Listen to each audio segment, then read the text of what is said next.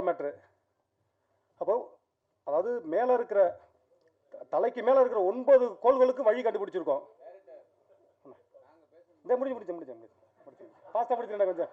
ஏன்னா சென்சாரில் பேச விடல, அதான் தான் இங்கே பேசுகிறேன். கொஞ்சம் முடிச்சிருந்தேன். ஆமாம் ஆமாம் முடிச்சிருந்தேன். அதாவது எல்லா மேலே உள்ள எல்லா கிரகத்துக்கு போகிறதுக்கு வழி கண்டுபிடிச்சிருக்காங்க. ஆனால் தலையில் உள்ள முடி வளர்றதுக்கு இன்ன வரைக்கும் எந்த நாட்டிலையுமே மருந்து கண்டுபிடிக்கல. ஆனால் நீங்கள் விளம்பரம் கொடுக்குறீங்க, ஒரு நாளில் முடி வளருன்னு சொல்கிறான், ஒரு வாரத்தில் தரையை தொடுங்கிறான். இன்னொரு விளம்பரம் பாருங்க, நான் சொல்றதெல்லாம் உண்மை. சீரியல் பார்த்தா தெரியும், அந்த தொலைக்காட்சி விளம்பரத்தை பார்த்தா தெரியும்.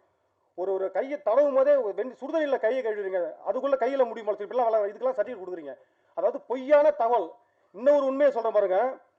அதாவது நடிகர் பிரபு சார் ஒரு விளம்பரம் பண்ணியிருப்பாங்க. ஒரு டப்பா ஓப்பன் பண்ணி ஒரு சொட்டு அது மருந்து மூக்கில் வச்சு இழுப்பாங்க. ஒரு நொடியில சளி ஜலதோஷம் மூக்கடப்பெல்லாம் போயிருமா. ஒரு நொடியில சளியெல்லாம் போகுதுன்னா இப்போ மருத்துவமனையில் மருந்து கொடுக்குறாங்க. ஒரு வாரம் அவங்க சளி, ஒரு வாரத்துக்கு ஏன் மருந்து எழுதி கொடுக்குறாங்க? அது சரியான சிறப்புன்னு ஒன்று சாப்பிட சொல்றாங்க. அப்போ சளிக்கு மாத்திரை கண்டுபிடிச்சதெல்லாம் இப்போ மருத்துவர்கள் எல்லாம் பொய்யா? இப்போ இதுக்கு எப்படி நீங்க இது பண்ண? நான் அண்ணாமலை யூனிவர்சிட்டியில் யோகா ஃபர்ஸ்ட் கிளாஸ்ல பாஸ் பண்ணியிருக்கேன். இப்போ ஒரு மூச்சு உள்ள இழுக்கிறதுக்கே 3 செகண்ட் 4 செகண்ட் 5 அதிகபட்சம் 5 செகண்ட் ஆகும், 5 நொடி ஆகும். வெளியில கொண்டு வர்றதுக்கு ஒரு 5 நொடி ஆகும். அப்போ 10 நொடி உள்ள போயிட்டு வர்றதுக்கு நீ ஒரு நொடியில சளி மூக்கடப்பு எல்லாம் போயிரும்னா அவன் சொல்றான் நீ பண்ற இது சர்டிஃபிகேட் கொடுக்குற, வெரி குட்னு சர்டிஃபிகேட் கொடுத்தா டிவியில் வருது. நான் உண்மையை பண்ணி வச்சிருக்கேன், சர்டிஃபிகேட் கொடுங்க யோசிக்கிறேன், தர மாட்டேங்கிறேன். அப்ப இதுக்கு என்ன இதுக்கு என்ன தீர்ப்பு? என்ன எனக்கு நியாயம் வேணும். என்ன இது எப்படி? இதுதான். அதாவது பொய் சொன்னா சர்டிஃபிகேட் கொடுக்குறாங்க, உண்மையை சொன்னா சர்டிஃபிகேட் கொடுக்கல. இதுதான் இப்ப உள்ள பிரச்சனை. அதாவது என்னுடைய படங்கள் மொத்தமே, அதாவது எல்லாமே இந்த மாதிரி பெண்களுக்கு விழிப்புணர்வு ஏற்படுத்துற மாதிரி தான் நான் படம் எடுத்துட்டு இருக்கேன். இப்ப என்னுடைய அடுத்த படம் இப்ப இயக்குநர் சங்கத்தில் செல்மணி சார் அவர்கள் தலைமையில் 2500 பேர்கிட்ட கதை கேட்டு 52 கதைகள் தேர்வு செய்யப்பட்டிருக்கு. அதுல 10 படத்தை ஐஸ்வரி கணேஷ் ஐயாவே தயாரிக்கிறேன் இருக்காங்க. அந்த 52 ஸ்கிரிப்ட்ல நானும் ஒரு ஸ்கிரிப்ட் ஓகே பண்ணியிருக்கேன். அப்ப அந்த கதை என்னன்னா பாலியல் தான், அதுவும் பாலியல் வன்கொடுமை தான். அதாவது நவீன முறையில் நடக்குது இப்பெல்லாம் பாலியல். அதாவது ஒரு சில இடத்துல நான் சொல்றேன், 5 பெண்கள் வேலை பார்க்குற இடத்துல ஒரு பெண்களுக்கு பாலியல் தொல்லை நடக்குது. 5000 பெண்கள் 10,000 பெண்கள் ஒரு நிறுவனத்தில் ஒரே ஒரு கம்பெனியில் வேலை பார்க்குறாங்க. அங்கே எப்படி நடக்கும்? அங்கே இருக்காது. சப்போஸ் அந்த பொண்ணு பாலியல் பாதிக்கப்பட்டு வெளியில போய் சொல்ல முடியாது. சொன்னா அந்த கம்பெனி நடத்துறவங்களாம் ஆட்சி அதிகாரத்தில் முக்கியமான போஸ்டிங்ல இருக்காங்க. எப்படி அந்த பொண்ணு போய் வெளில சொல்ல முடியும்? தற்கொலை பண்ணிக்கும். இது ஒரு பக்கம் நடந்துட்டு. இதுதான் அடுத்த கதை.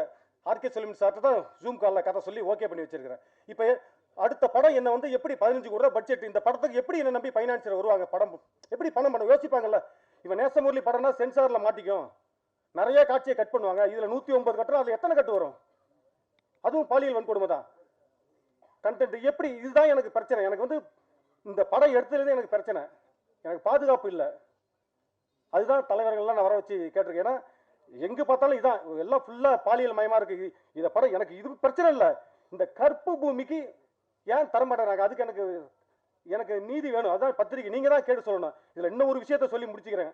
இன்னும் ஒரே ஒரு பாயிண்ட சொல்லி ஆகணும்.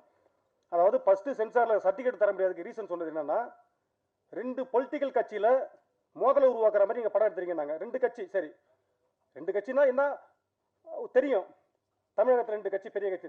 அப்போ இவங்க என்ன சொல்றாங்க, சொல்லுது யாரு? Chairman Gautami madam. அவங்க இப்ப சொல்லிட்டு எங்க போயிருக்காங்க? இடையில ஒரு 4 நாளுக்கு முன்னாடி ஒரு போட்டோ பார்த்துட்டு அதிர்ச்சி ஆகிடுச்சு. இப்ப 2 கட்சியில மோதல் உண்டாகும் சொன்னா அந்த ஒரு கட்சியில போய் நீங்க இணைஞ்சிருக்கீங்க. இப்ப நீங்க நான் அந்த ஒரு கட்சி, நீங்க இணைஞ்ச கட்சியில உள்ளதான் பாலியல் குற்றவாளிகள் எனக்கு எல்லாருக்குமே தெரியும். அப்போ நான் என்ன செய்யறது? இப்ப நீங்க 109 கட்டு கொடுத்துறீங்க. ஒருவேளை அவங்க சொல்லிட்டு போட்டாங்க, இந்த படத்தை சின்ன பண்ணமாக்கி சதைச்சிட்டு வா, நான் உங்களுக்கு சீட்டு தரேன்னு சொன்னாங்களா? எப்படி இதை அனுமதிக்க முடியும்?